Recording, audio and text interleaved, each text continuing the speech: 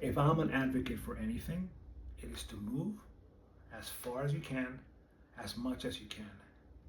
Try new things, eat new foods.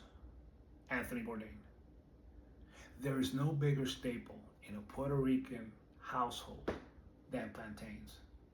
You'd be very hard pressed to find a home that was not enjoying plantains maybe 3 to 5 times per week.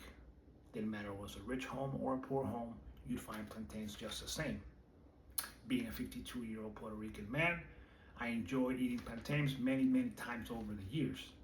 I would also enjoy going to the markets with my mother, purchasing the plantains, bringing them home where she would prepare them in our favorite way, making them as fried plantains, or as we call them, tostones. We'll be discussing the origins of plantains. We'll also be discussing their nutritional value and how they are prepared in Puerto Rican culture and also other Hispanic cultures as well. With that being said, we'll start with our first point. According to the Encyclopedia Britannica, plantains actually originated in Southeast Asia around 3000 to 2000 BC. They were later on transported to West African continent, and then later on from there by Spanish transporters or Spanish traders, they were transported into the Caribbean and into the Americas. It was also believed that on these ships that carried the plantains were used as a major food source for the slaves that were being transported on these ships. Now, plantains are also considered to be a hybrid of two wild bananas, the Musa acuminata and the Musa balbisiana. Plantain trees can grow to a height of up to 10-25 feet tall, producing wide, broad, paddle-like leaves at the very top.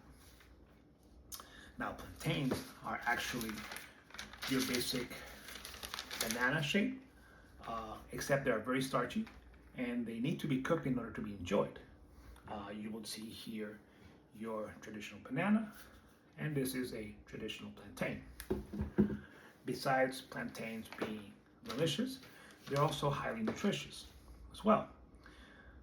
They contain very, very high levels of potassium. They also have what's called a resistant starch, which means that once consumed, does not spike your blood sugar as high. They are also a very good source of fiber, which aid in digestion, and it's also considered to be a prebiotic. Plantains are considered to be high in minerals and protein as well. Now, if you were to air bake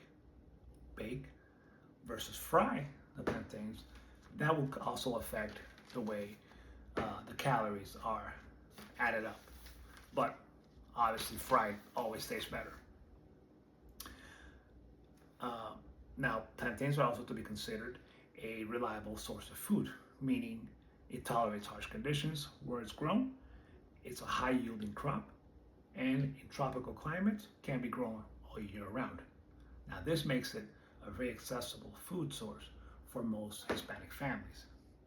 And if you were to find in a Puerto Rican household, you were to ask them, well, what is their favorite way of enjoying plantains? Then they will without a doubt tell you one of two things. They will enjoy them as tostones, which is fried plantains using a tostonera. You put the plantains in, you smash them, and you fry them into these thin chips. Or you enjoy them as what's called a mofongo, which you put the fried plantains into the mortar with a pestle, you smash them down, serve them in a plate, along with these fried pork cracklings, olive oil, and other spices as well. Now, if you were to go to the Dominican Republic, they enjoy plantains in a dish called mango, which is poached plantains in salt water. They are mashed when they've been pulled out of the water, served on a plate with some sauteed spinach, sauteed onions at the very top of that. If you were to go countries of South America like Ecuador, Nicaragua, and so forth, they enjoy them as these thin, almost potato chips, like crisps, which are called chifas. Okay. Now, being all these particular dishes that enjoyed worldwide brings to the conclusion that if you ever were to be invited into a Puerto Rican household, you would now know that plantains more than likely are in that house. You will know the origin of some plantains. You will also know that they are of a nutritional or high nutritional value to be able to enjoy. And more than likely, you will be able to know that they prepare the plantains in one or two ways in that household. Now, hopefully, you will be able to get to enjoy how they're being made there.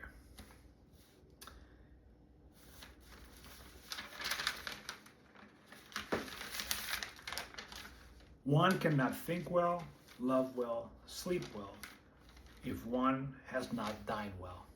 Virginia Woolf.